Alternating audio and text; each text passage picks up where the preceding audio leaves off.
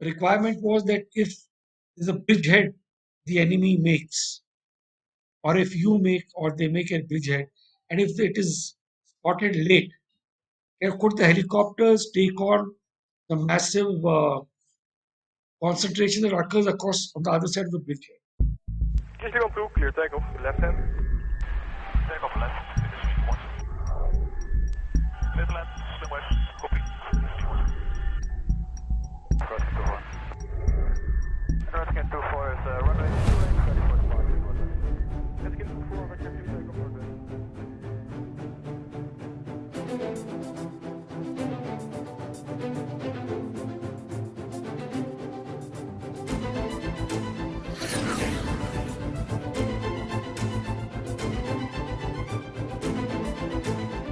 Hello and welcome to the Blue Skies podcast.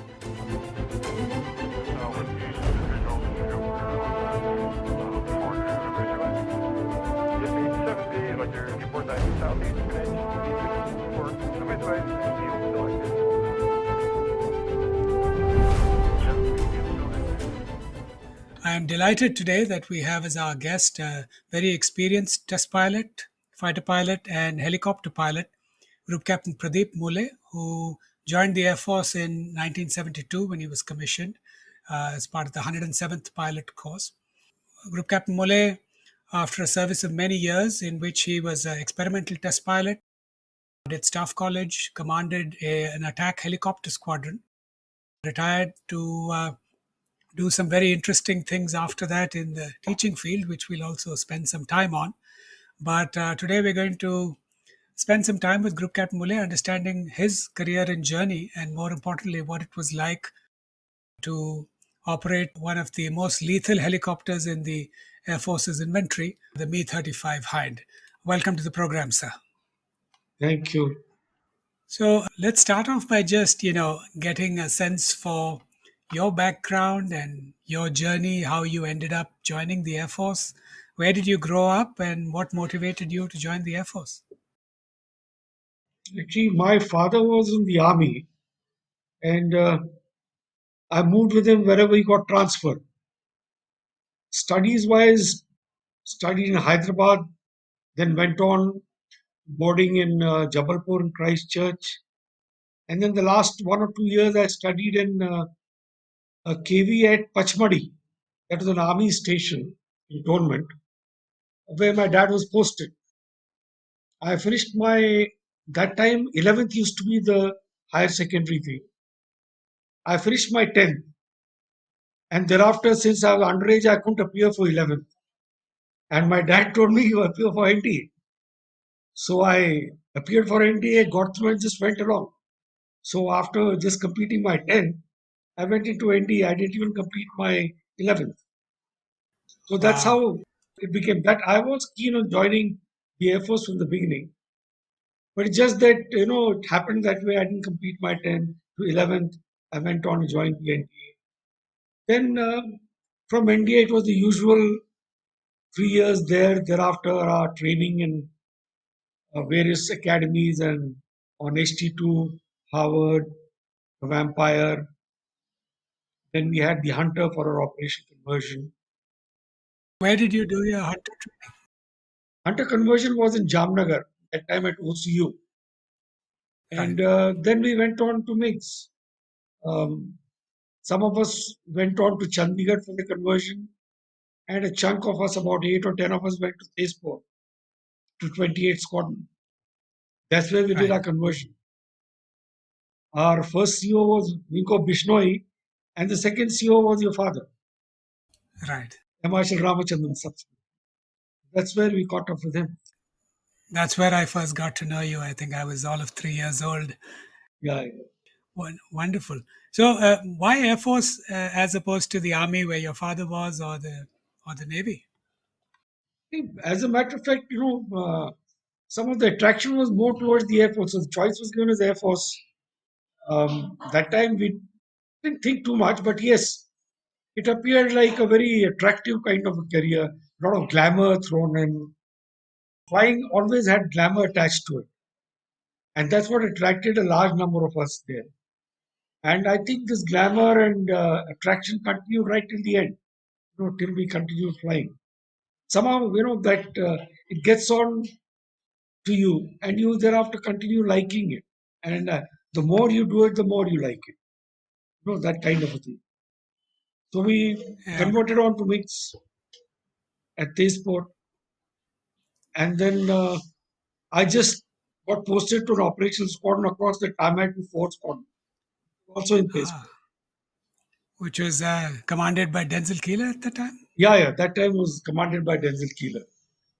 And Wow. that time, what I remember, both the squadrons were so nice to be in, very homely kind of atmosphere you had. There were no issues otherwise. And most of the focus in Tezpur, there's nothing else to do but to you maybe fly. So a fair amount of effort was spent on learning everything. Yes, it was a very nice experience to be in Tezpur and get the flying. Then the first squadron moved on to Bareilly, and Bareilly also was quite a nice experience, though I stayed there for a very short time. But then the MiG BIS got inducted to the Air Force 21 Squadron, and I moved. When the MiG BIS came in, I moved into 21 Squadron. We set up 21 at Pune, very nice place. I belong to Pune. So it was both an attraction in terms of flying a new aircraft and being in a good place as well. Quite a change after Tezpur and Bareilly. Right. So then from there, attraction to do a test pilots course was actually when I came across one of the persons I came across was your father when he's commanding 28. From that time onwards, a bit of, you held it in very high esteem Right. doing that, or the option was either to do when we were at that stage 5 or 7 years of service. You either do your instructor course, or that time the option of doing the test pilots course arose. So I opted for the test pilots course and just went along. It was so smooth when until know. Went for the selection, name came out, went to Bangalore, did the course, major hiccups anywhere along the way. When you went to test pilots course, you were a flight lieutenant. Yeah, as a flight lieutenant, we were very junior that we just about 6.5 years of service we had. How many hours of flying experience did you have by that time? They require 1,000 hours, if I remember. I had barely touching 1,000, about touching 1,000, most of it on mix. Say about sortie wise must be about 800, 850 hours on sorties on Right. mix. The time we did the TP. Okay. If I can take you back to your first jet experience, which is the Vampire, and then after that transitioning to the Hunter, which is quite a beautiful aircraft, everybody says, and then of course the MiG, which is again a lovely beast and something that all of you who have flown it just have a lot of deep love for. But you were probably flying the Hunter with a few hundred hours under your belt, and the MiG with just maybe 250 hours under your belt. What was the feeling like to fly something that fast, that complex, that demanding? And any interesting anecdotes, experiences, sorties that you might have from that time? But really means, remember Hunters when we came to, it was quite a jump from Empire. Then you had power controls, and the first time when you took off in a Hunter, it just kept waggling, because you just couldn't maintain your wings level. It was so sensitive. And, but after one or two sorties, you got used to it. And that after that was a beautiful Right. aircraft to fly. We had very experienced lot of instructors teaching us at OCU. Most of them had been, this was just after the 71 war. And all of them were those Oh, veterans, war veterans that been through it. CEO was Don Conquest. I think he got a VRC attack on Karachi, those oil tanks there. So they were very qualified, and we really looked up to all of them. Gave us a lot of motivation in terms of whatever they did. did you feel somehow bummed that you joined a little too late, that you missed the war? Yeah, definitely. Our course is supposed to get commissioned in December, but then the everything started somewhere around October, November. All our instructors pushed off to the operational squadrons. And the only thing we did at Hakimpet was maintain the board, watching what has happened, writing down the daily, whatever tallies came across or we heard on the radio, all that. So that's what we did. Very, very unfortunate. As a matter of fact, the course just before us, that is 106th or 37th NDA, they had got commissioned by the time they had got commissioned in June. And all of them had a lovely time in spent as FACs during the Right. war. What an experience those guys had. They were across, right, in the Western Front, some in the East, and they keep writing, still writing stories about what they saw, what they Right. did firsthand. Some of them had real narrow escapes. So I think we did miss the fun that way. Definitely. Right. We were allowed to be in the Air Force at that time. Well, I don't think they would let us fly anyway. 28th Squadron would have been really exciting at that time because the squadron had just participated in some quite dramatic action during the war that, some say had a direct connection to the early surrender of the East Pakistanis. And what was it like in the squadron at that Yeah, time when you definitely. came there? It was such an experience. Squadron was commanded by Wing Commander Bishnoi. He was I think, one of the guys leading a strike on the governor's house on the day before the surrender. When they fired rockets at his office then. Yeah, yeah, yeah. So he was the CEO. And all of them, like I said, when we came across the initial years, both in Hunters as also in 28th Squadron, were quite, we had such a lot of senior people there, all experienced, just been through the war. They could tell us a Right. lot of stories. All of them were there. And by the time we were there, spent about a year or so, many of Right. them moved out. And then I went on to 4th Squadron commanded by Denzel Keeler. He was by then very famous for that Saber Slayer, he uh, was called. Yeah. saber killer, He and his brother, I think, had so many sabers to their credit. So by the time you moved from 28 to 4, were you operational on the MiG or did that come later? No, no, not yet. 28th Squadron, we had nearly completed our Sure. day Mhm. syllabus leading to operation. The only a few sorties were left, which we completed in 4. And then in 4th Squadron, we went on to the night flying part till we got a fully operational stage. So that took us some time, because night flying and all was, there was that time a dearth of trainers. There were some issues. So night flying took a little time. But the amount of flying was fairly good amount of flying every person got in a month.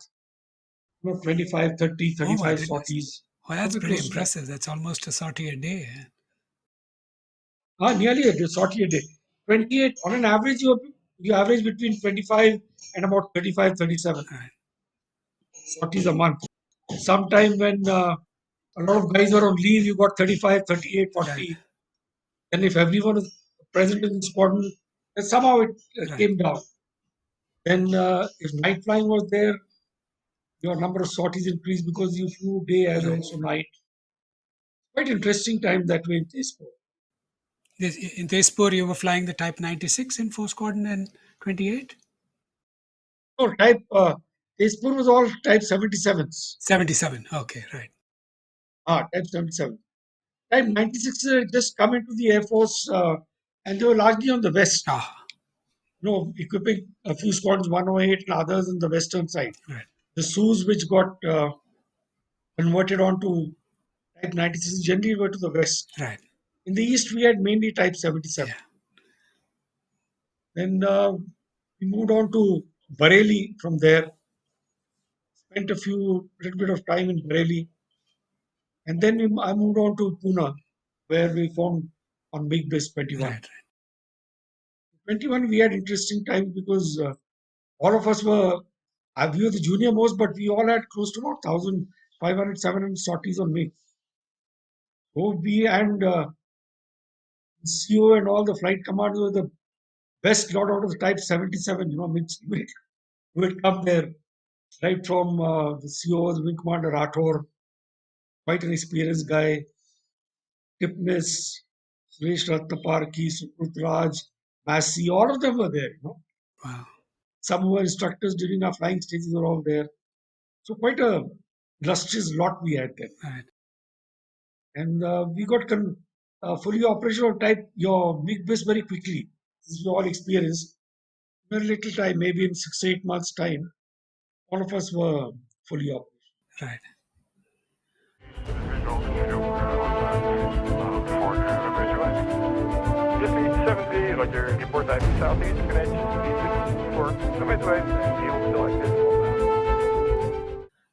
And tell me about test pilot school. What was that experience like? And I'm told test flying and squadron flying are very, very different in that you've got to think a lot about the Yeah, yeah. engineering and the planning and things like that. What was your preview at the end of TP school? Which aircraft were you given to preview, and what was that experience I like? did that time. I did it on Maruth. Maruth, I think, one of the last few had just come into the AST hangar, and I got Maruth. Some got Ajit and that way. So I did my preview on Maruth. It's quite a change from what the squadron flying was. Because over here, your preparation was a lot, for the Right, body, what you wanted to do. Then you had a lot of studies to catch up on, go back and write reports. So you spent, you burnt a lot of midnight oil. Definitely. Was, I think, in terms of pressure, in terms of the amount of work that you did, definitely far, far more than most other courses. On top of that, you had flying, you had very restricted amount of time you got in the air, you had to get the results. And each time you flew a new aircraft, you were more concerned about coming back safely. right. It took some time to get used to all this. Yeah, I've often wondered about that with your test pilots that, particularly in these aircraft, the memory items in an emergency.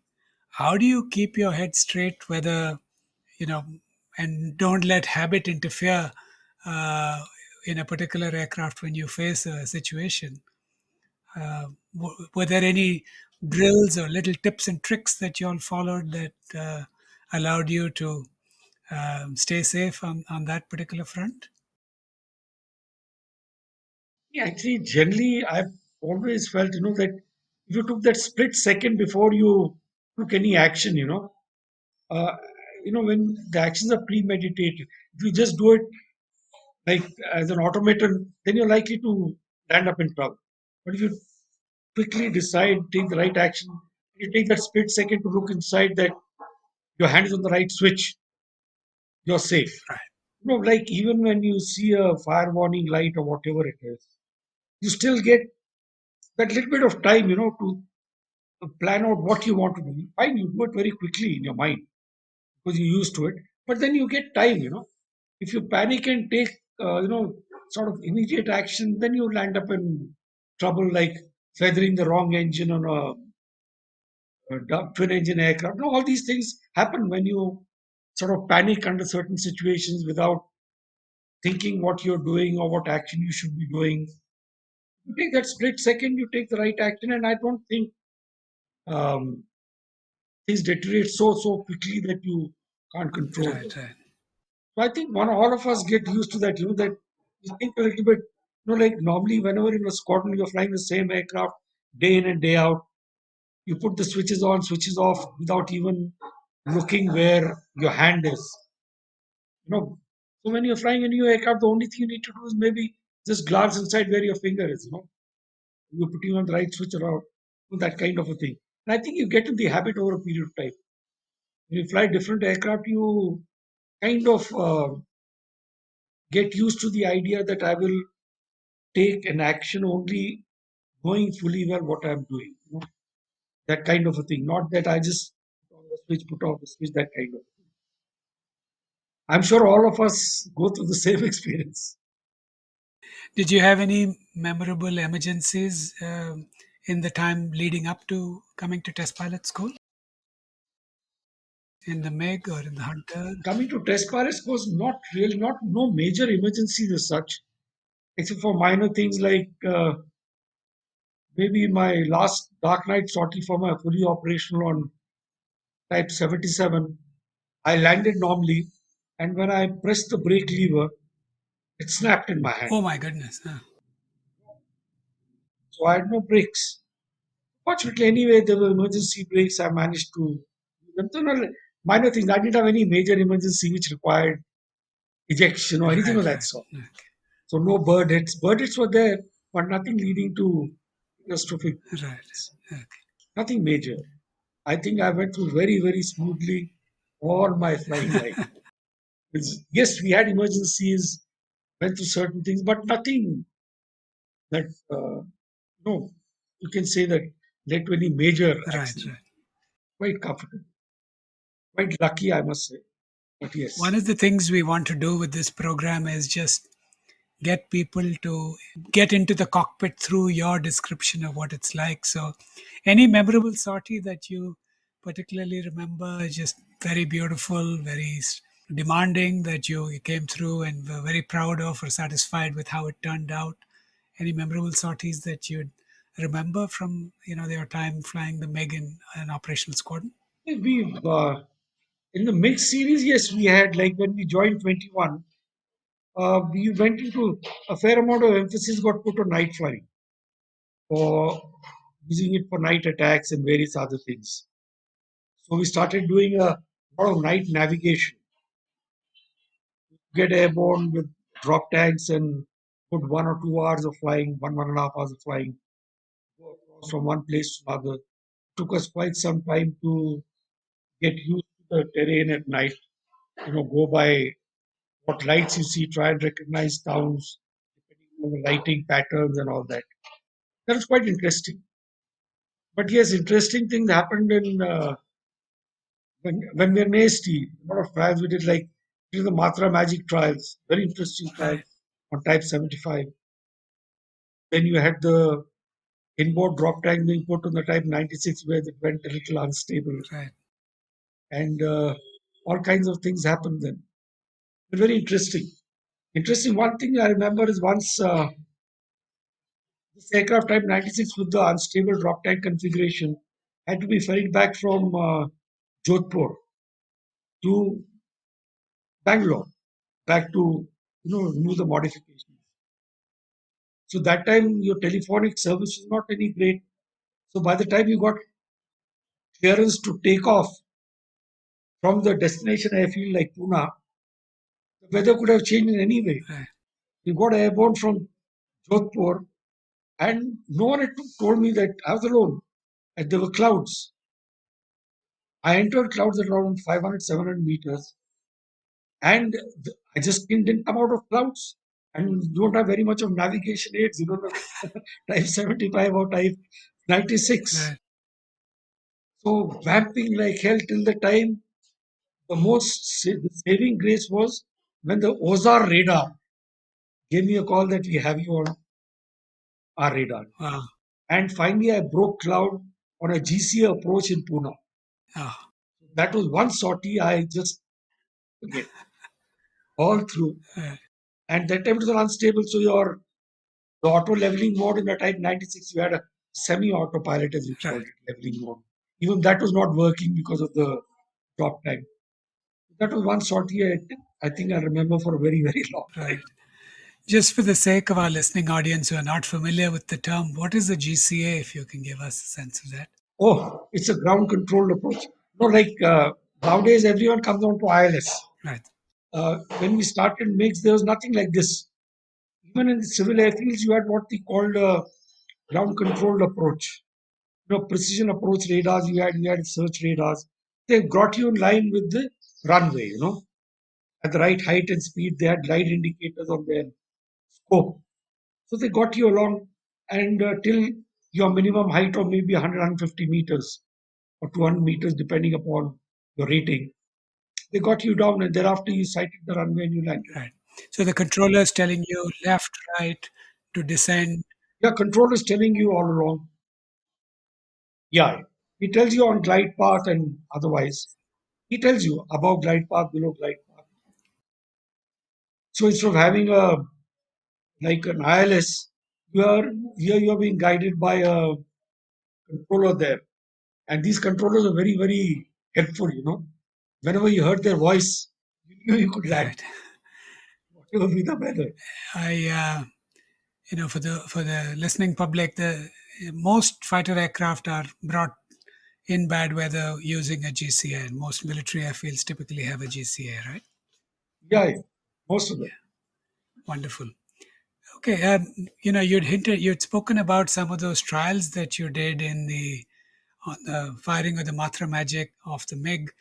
Uh, you know, it has always been fascinating for me how the Indian Air Force, because of the armament and aircraft that we got from all over the world, and then we integrated these things. I think even today the Bison is an example of how we've integrated Israeli technology with Russian technology. And then we had a French missile in the Matra Magic, and we put it on a Russian aircraft. Yeah, yeah. Love to hear some, as much as you can share, of the experience of doing some of those things. What was the thought behind it? What was the experience of doing it? You had generally you had instrumented aircraft, and these guys, the French, like Martha, the French chefs were there always.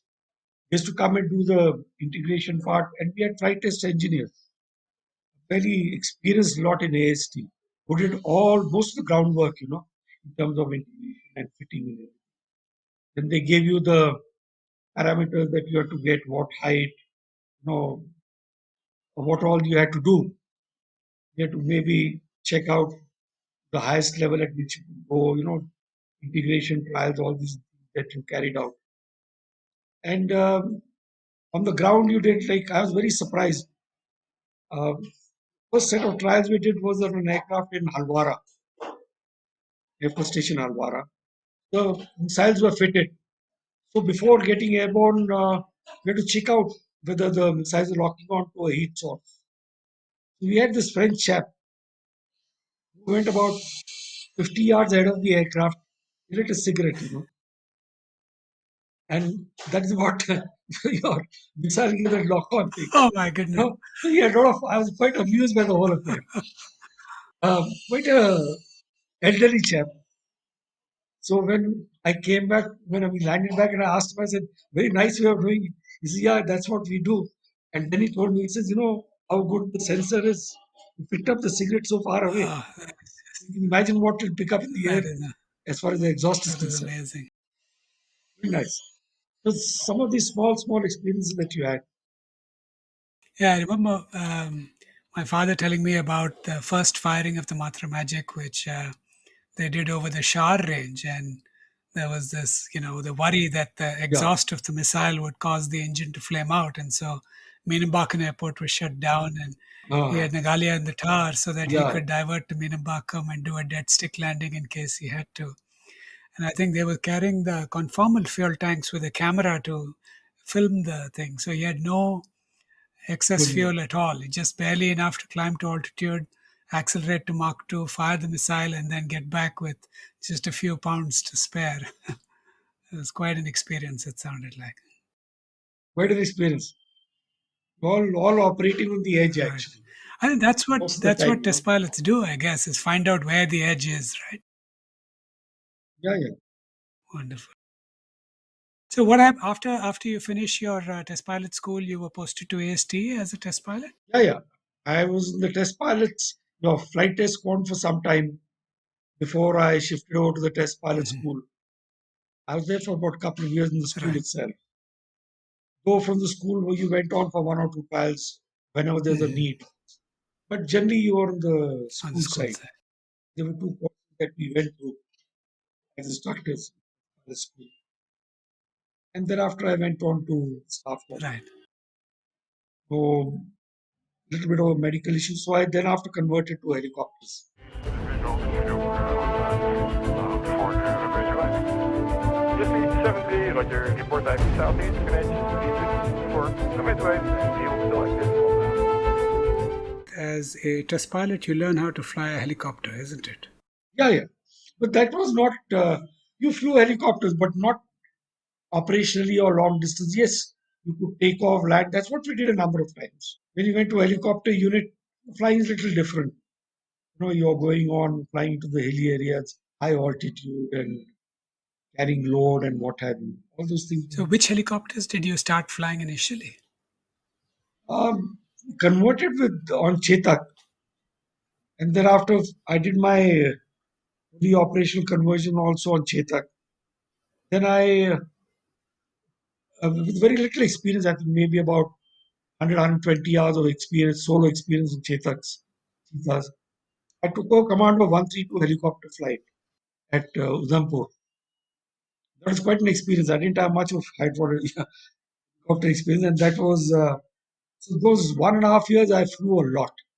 I flew close to about 1,000 hours plus on Wow. helicopters, and that unit had an average going up to Siachen. That's where our operational area was.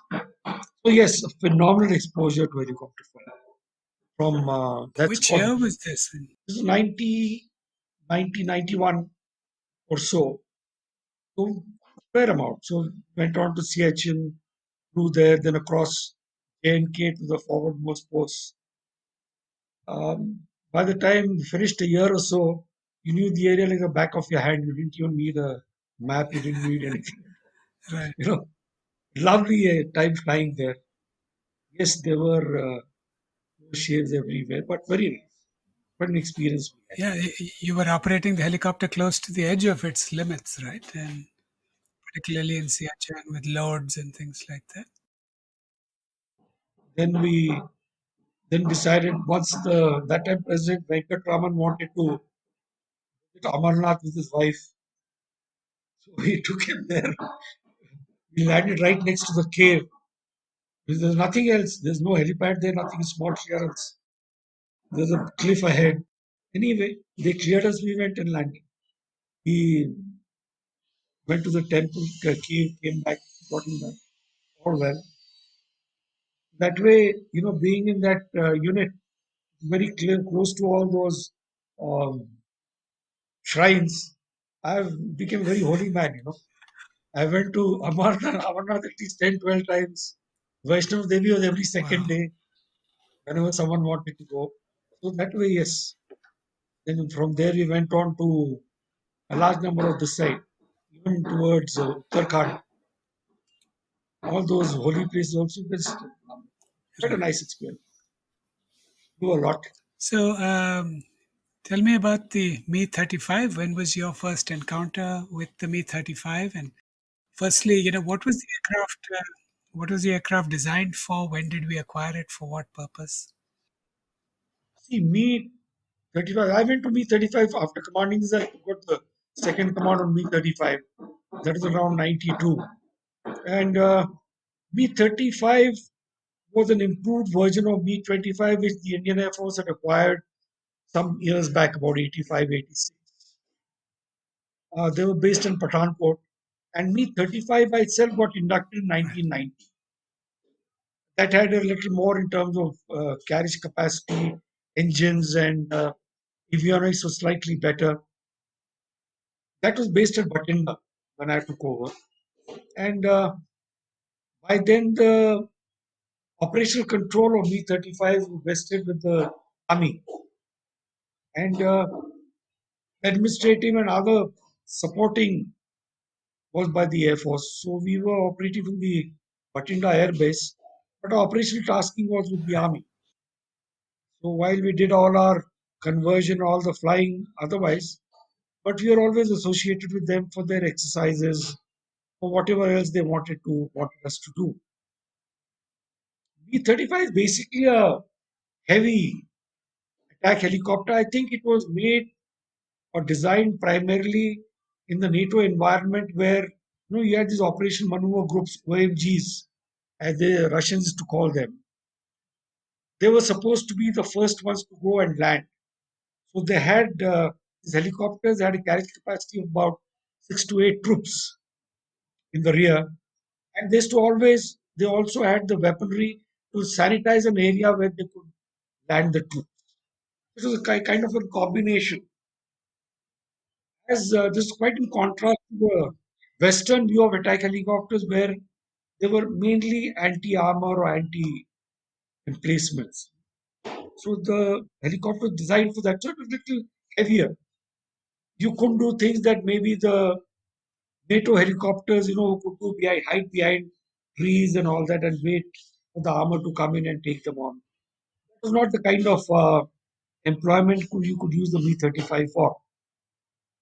So whatever were the limitations, we did a fair amount of trials and operational exploitation with the army. Army was quite involved that time. By the army commander was it only became the army chief then Joshi.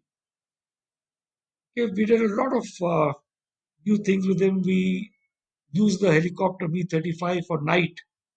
Their main requirement was that if there's a bridgehead the enemy makes, or if you make or they make a bridgehead, and if it is spotted late, could the helicopters take on the massive concentration that occurs across on the other side of the bridgehead? So we did a large number of trials at night. They used to help us by by firing the army formations. Guide us, they used to fire the very cartridges or even the lighting things, and we used to try and pick up the enemy on the other side and engage it at night. But a very, very So, extensive what sort of kind. armament did the Mi 35 have? The Mi-35s carried a variety of things. They could carry bombs, rockets, and they had the Strum anti-tank Ah, missile, the range of about 4.5 to 5 kilometers. We used it on the range, quite effective. Um, what one or two firings that I did. it had a powerful nose mounted gun also. Yes, we had a nose-mounted gun. And was that slave to the helmet so you could just turn your head and turn the gun, that sort of thing? No, no, that was not there. You had to manually do it. The co-pilot or the second pilot sitting in the front Right. cockpit used the guns. That was there. And that way, during our experience, the Mi-35s was fair amount of operational flying we did.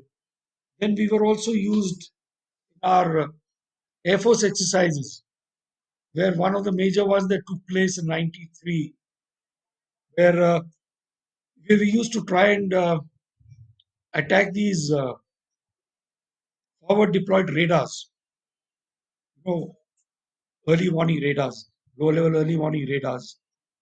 So they used to give us a rough area, and couple of times that we were tasked doing it, we managed to locate the radar and even brought back photographs of our gun sight on the aerial and on their antenna and other things. So a fair amount of operation flying we did there. And it was a new aircraft, so a lot of SOPs got formalized, new patterns, and I think they continued. Now we have much better helicopters, attack helicopters, Apache and what have you. But yes, that served its purpose. So for you, Definitely. you went from a single pilot fighter pilot to flying in a multi-crew environment in a light helicopter, the Chetak, back to a heavy attack helicopter, but again in a multi-crew environment. What was it? What was it like to operate with somebody else? And how did you divide the responsibilities? Were both crew members pilots in the Mi 35? Were there controls? Could both operate the aircraft? Yeah, yeah, both of them were pilots. The person in the rear cockpit was the captain, unless he was being instructed by the person in the front. Otherwise, two of them, the front chap was mainly used for the um, firing of guns and other things. And otherwise, there was always kind of a coordination of weapon used and other things. He used to help out with the missile firing as well. So the degree of coordination needed. But yes, that was there. Right? It was not too complex, not the complex kind of systems that you nowadays have in Right. fighters. They're not complex. You had the rear cockpit chap had a moving map display. He had radar warning receivers. That's what helped us in hitting Mhm. the radars. But not that complex. Not much of a problem in terms of Right. coordinating. He had the controls also. And in terms of defensive expendables, did the Mi 35 have chaff and flares and some of those things? Yeah, yeah. It had shaft dispensers. It was supposed to have those. infrared kind of rotating kind of thing, which kind of Right. diverted the missiles. That was also there, and they were used. Chaff was used quite Mhm. extensively. It's the always spots. They used a lot in Sri Lanka, and thereafter the same were fitted on Mi-17s also, which were used in Siachen during the 1999 Cargill. Yeah. fair amount. And so, how long was that command tenure of the Mi 35 squad? Mi-35 command tenure was about 2 years, uh, close to 2 years. So I had about 4 years of command tenure, 3.5, 4 years. Good time in terms of flying Right. and otherwise. And then subsequently, I got posted to College of Air Warfare, Higher Command Post. Then I went to Staff College. From there, I went on to USSR, and they had India wanted to get some Mi-35s, so we went on to check out whether the Mi-35s were in good Right. condition or no. Then we went to Belarus also for the Mm. same thing. So yes, it did help us Right. quite a bit. But overall, yes, quite enjoyed both kinds of flight. So if if there was one thing that you would have liked the Mi 35 to have that you feel like it's lacking, what would that have been? One is it is very heavy. Second is that you needed more aids. It will be an ideal aircraft if it had some night vision, where you could pick up things at night, fly low at night. No NBGs or things like that. Night vision plus the instrumentation, other things. And I think subsequently they did modify the Mi-35 on night operations with the Israeli help and other things. But how effective it was, I don't really know. Right. It had its limitations. But yes, an improvement when you don't have anything, it is much better than being able to do something at Right. least. Because night is where a lot, and if you're supporting the army, night is where all the action takes Right. place, as far as they are concerned. Your ganging up, your concentrations, all that happen at night. Correct. So if you can do that, then help. Coordination with the army or being under the control of the army, how effective was that? Did they fully understand your capabilities and exploit your power? Was the coordination and the use of you as an asset? Do you think that was effectively done? It depends largely on the people in place. I've always felt the people who get things going. If there's a very high degree of, your idea, you work together, then things work out the way you want to. But at times, it is not every time that these functioning is very smooth. They talk about operational control. Sometimes uh, people down the line don't really know what the aircraft is capable of. Then they ask you to do funny things like land next to their unit where the unit is located in a desert. Not realizing the limitations. So yes, a degree of I always felt that there was a little bit of lack of understanding on the aircraft, the helicopter capabilities. Most of the guys were there in the who I interacted with. Right. Few of them were very nice. When you told them this is what we can do, they didn't ask you to do anything more than that. But others, somehow never understood that that's all that can happen. Like they wanted to use Mi-35 in Kargil, they couldn't have used it. No, you need to understand what the helicopter can do. You can't ask it to do something it is not designed to It's do. physics. So that kind of knowledge, exposure, was little limited in the army as far as I feel. That was my feeling. Right. Down the line, hopefully, it is now increased a lot of coordination going on. And I think subsequently, even for Mi-35s, it improved a lot. They went on to Congo, your Sierra Leone also.